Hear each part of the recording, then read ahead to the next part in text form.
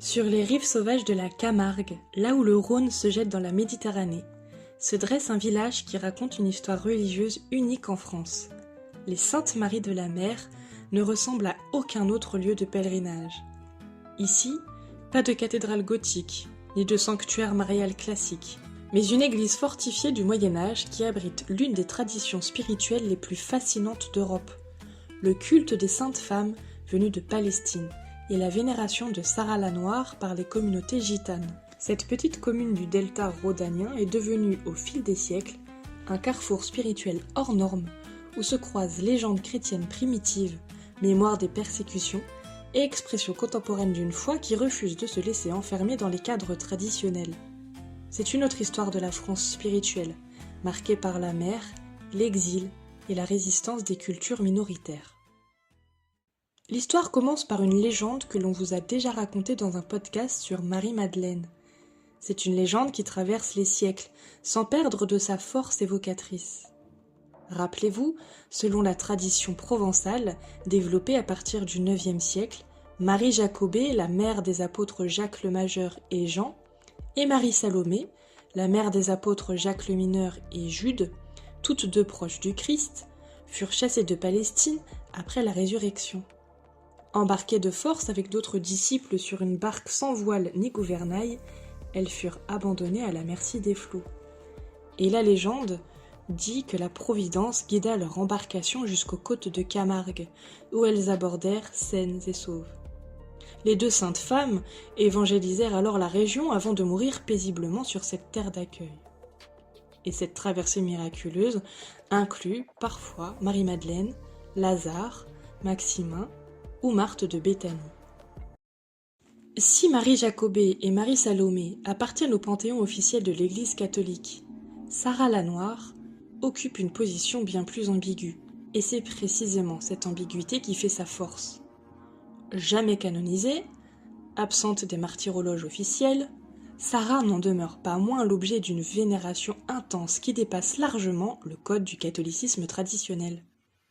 Parce que selon les récits locaux, Sarah était soit la servante égyptienne des deux Maries, soit une gitane déjà présente en Camargue, qui les a accueillis à leur arrivée. Sa statue, d'un noir profond, trône dans la crypte de l'église Notre-Dame de la Mer, entourée d'ex-voto, de cierges et de rubans colorés. Son visage, usé par les caresses des fidèles, témoigne d'une dévotion tactile, charnelle, qui tranche avec la spiritualité souvent intellectualisée du catholicisme contemporain. Cette vénération particulière s'enracine dans une tradition qui échappe largement au contrôle ecclésiastique. Sarah n'est pas priée selon les canons liturgiques classiques, mais invoquée dans une relation directe, familière. On lui parle, on la touche, on la couvre de bijoux et de tissus précieux, on lui confie ses peines et ses espoirs dans un mélange de langues qui reflète la diversité de ses dévots. Depuis le XIXe siècle, chaque année aux alentours du 24 mai, les Saintes Maries de la Mer se transforment en capitale spirituelle des communautés gitanes de Rome. Rome de Roumanie, Manouche de France, Calais d'Espagne, Sainty d'Allemagne, des milliers de pèlerins convergent vers ce petit village camarguais dans un mouvement qui dépasse toutes les frontières nationales et linguistiques. Ce pèlerinage, unique en son genre, mêle intimement foi chrétienne et affirmation identitaire. La procession de Sarah jusqu'à la mer constitue le moment culminant de ces journées. Portée par les femmes de la communauté, la statue traverse les rues dans un cortège multicolore où se mêlent chants traditionnels, prières en romani, guitares flamencas et accordéon. L'arrivée sur la plage donne lieu à une cérémonie d'une intensité spirituelle saisissante. Sarah est immergée dans les vagues sous les acclamations et les larmes de joie de la foule. Cette tradition, transmise de génération en génération par voie orale, constitue bien plus qu'un acte de dévotion. Elle représente un moment de reconnaissance collective, de fierté culturelle assumée et de résistance face à des siècles de marginalisation et de persécution. Car pour beaucoup de familles gitanes, le pèlerinage aux Saintes Maries constitue l'un des rares moments de l'année où leur culture peut s'exprimer librement, sans regard condescendant ni folklorisation forcée. L'origine de Sarah la Noire alimente depuis des décennies les débats entre les historiens, les anthropologues et les théologiens. Plusieurs théories s'affrontent sans qu'aucune ne puisse prétendre à la certitude absolue. La première hypothèse voit en Sarah une ancienne divinité païenne, peut-être liée au culte de la fertilité méditerranéen, progressivement intégrée au panthéon chrétien local. Cette théorie s'appuie sur les nombreux exemples de syncrétisme religieux qui jalonnent l'histoire du christianisme primitif, particulièrement dans les régions de forte diversité culturelle comme la Provence antique. Une autre approche privilégie les liens avec les traditions indo-méditerranéennes. Certains chercheurs établissent des parallèles entre Sarah et diverses figures féminines vénérées dans le sous-continent indien, d'où sont originaires les populations gitanes. Cette hypothèse expliquerait la dévotion particulière des communautés roms et apparentées, ainsi que certains rituels spécifiques observés lors du pèlerinage. Plus récemment, des historiens ont suggéré que Sarah pourrait être une construction tardive, née de la rencontre entre les traditions chrétiennes locales et l'arrivée des premières communautés gitanes en Provence au XVe siècle. Cette théorie présente l'avantage de s'appuyer sur des sources documentaires plus solides, même si elle n'épuise pas la complexité du phénomène. Au-delà de ces débats savants, Sarah incarne surtout une figure d'intercession pour toutes les marginalisées de l'histoire. Noire, dans une société qui privilégie la blancheur, femme dans un monde dominé par les hommes, étrangère dans des communautés qui se referment sur elles-mêmes, elle offre aux exclus un visage maternel et compréhensif. Cette dimension explique largement pourquoi sa vénération dépasse le seul cadre des communautés gitanes pour toucher tous ceux qui se reconnaissent dans les marges de la société. L'église Notre-Dame de la Mer, qui domine le village de sa masse imposante, illustre parfaitement l'histoire mouvementée de cette région frontalière. Construite entre le IXe et le XIIe siècle selon les canons de l'art roman provençal, elle présente une particularité architecturale frappante. Ses murs épais, ses fenêtres rares et étroites, son clocher-donjon lui confèrent l'allure d'une forteresse plutôt que d'un lieu de culte traditionnel. Cette architecture militaire répond aux nécessités de l'époque. Les côtes provençales subissent régulièrement les raids des pirates sarrasins et l'église sert autant de refuge à la population que de lieu de prière. Ces voûtes en berceau d'une sobriété monastique contrastent avec l'exubérance décorative de certaines cathédrales contemporaines. Ici, l'art se met au service de la fonction, protéger les fidèles et préserver les reliques. La crypte aménagée sous le chœur abrite les restes supposés des Saintes Maries, ainsi que la statue de Sarah. Cet espace souterrain aux dimensions modestes devient lors des pèlerinages un condensé d'humanité où se pressent les fidèles de toutes origines. L'architecture elle-même semble favoriser cette proximité. Pas de séparation marquée entre clergé et laïcs, pas de luxe ostentatoire qui pourrait intimider les plus humbles. L'originalité des Saintes Maries de la Mer tient à la coexistence, dans un même espace, de deux expressions religieuses distinctes mais complémentaires. D'un côté, le culte catholique officiel se déroule selon les normes liturgiques traditionnelles. Messe quotidienne, office du dimanche, célébration des grandes fêtes chrétiennes, et de l'autre, les pratiques populaires échappent largement aux cadres institués. Cette dualité se manifeste particulièrement lors des pèlerinages. Tandis que les cérémonies officielles rassemblent les paroissiens locaux et les visiteurs occasionnels, les communautés gitanes développent leurs propres rituels. Veillées nocturnes dans la crypte, chants improvisés qui mêlent cantiques chrétiens et mélodies traditionnelles, gestes de dévotion qui puisent dans un répertoire gestuel spécifique.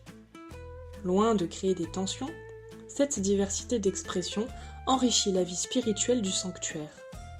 Les prêtres qui se succèdent aux Saintes Maries apprennent généralement à naviguer entre ces différents univers, reconnaissant la sincérité de toutes les formes de foi qui s'expriment entre ces murs. Cette ouverture, parfois critiquée par les tenants d'un catholicisme plus rigide, s'inscrit dans une longue tradition provençale de syncrétisme religieux. L'Église elle-même semble porter la mémoire de cette pluralité. Ses murs noircis par les cierges, ses ex-voto multilingues, Ces statues ornées de bijoux offerts par les fidèles témoignent d'une appropriation collective qui transcende les divisions confessionnelles ou culturelles. Vivre sa foi à la marge trouve ici un cadre consacré qui légitime toutes les sincérités. L'histoire moderne du pèlerinage gitan aux Saintes Maries de la Mer illustre parfaitement les tensions entre cultures dominantes et minorités. Jusqu'au milieu du XXe siècle, cette tradition fait l'objet d'une méfiance constante de la part des autorités civiles et religieuses. Les préfectures s'inquiètent des rassemblements d'éléments nomades, difficiles à contrôler, tandis que certains membres du clergé local voient d'un mauvais œil ces pratiques qu'ils jugent peu orthodoxes. Cette méfiance s'enracine dans des préjugés séculaires à l'égard des populations gitanes, perçues comme dangereuses, incontrôlables, porteuses de désordre social. Les rapports de police de l'époque regorgent de descriptions alarmistes sur ces envahissements annuels qui perturbent la tranquillité du petit village camarguais. Certaines années, les forces de l'ordre tentent même de limiter l'accès au sanctuaire ou d'encadrer strictement les cérémonies. Du côté ecclésiastique, les réticences s'appuient sur des arguments théologiques. Le culte de Sarah, non reconnu officiellement, suscite des interrogations légitimes sur sa compatibilité avec la doctrine catholique. Certains prêtres y voient une survivance de superstitions païennes qu'il conviendrait de purger. Cette incompréhension mutuelle génère parfois des incidents, refus de célébrer des messes spéciales, interdiction de certains gestes rituels, ou alors tentative de normalisation des pratiques dévotionnelles. L'évolution du regard porté sur le pèlerinage gitan reflète les transformations plus larges de la société française. À partir des années 1960, l'essor du tourisme de masse transforme progressivement les Saintes Maries de la Mer en destination touristique.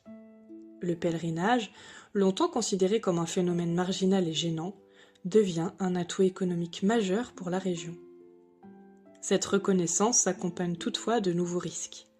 La mise en scène du pèlerinage pour les visiteurs tend parfois à le folkloriser, à le réduire à ses aspects les plus spectaculaires au détriment de sa dimension spirituelle authentique.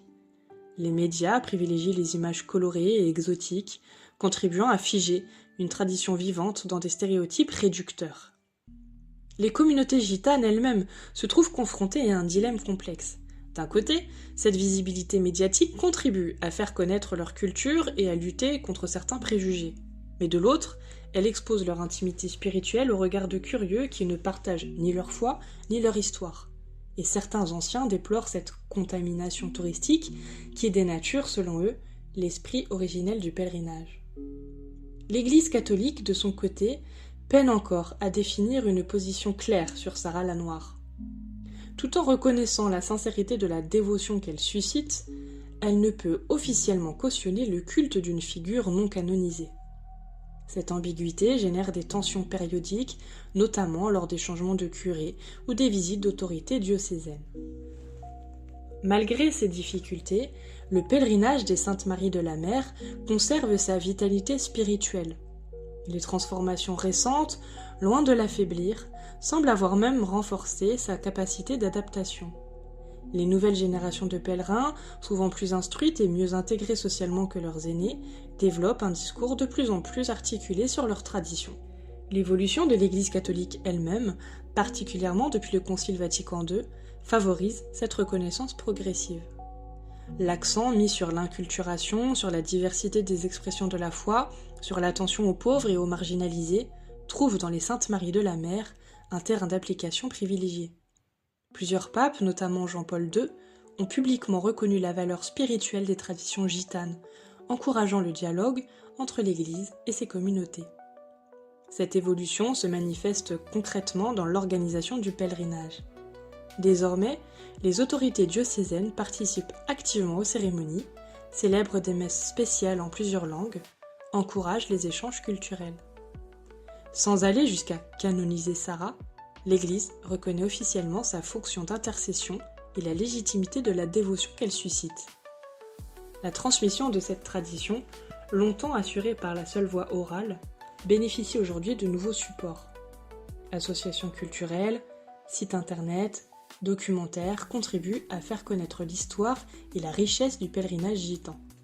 Cette modernisation des moyens de transmission, loin de trahir l'esprit originel, témoigne de sa capacité à s'adapter aux évolutions contemporaines sans perdre son âme.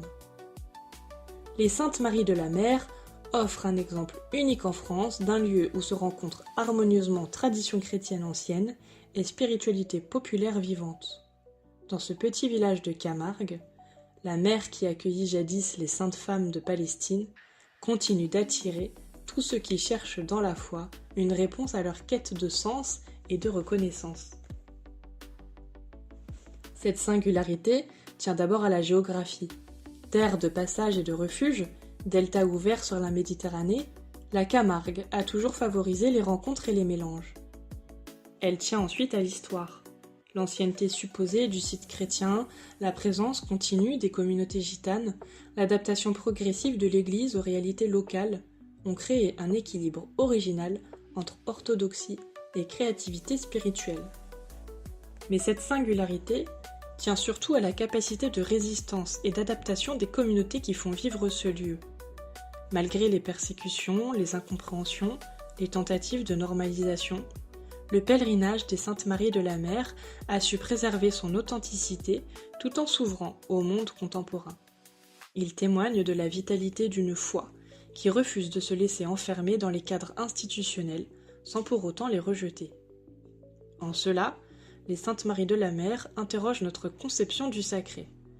Au-delà des dogmes et des liturgies codifiées, elles rappellent que la spiritualité authentique naît souvent de la rencontre entre la tradition et l'innovation, entre l'universel et le particulier, et entre l'institution et la marge.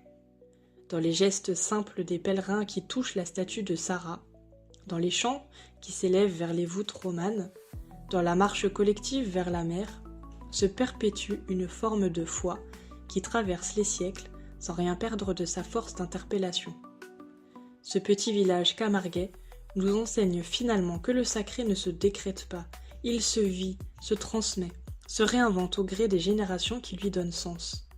Entre légende et histoire, tradition, modernité, entre marge et reconnaissance, les Saintes Maries de la Mer continuent d'écrire une page originale de l'histoire spirituelle française, rappelant que la foi authentique naît souvent là où on l'attend le moins.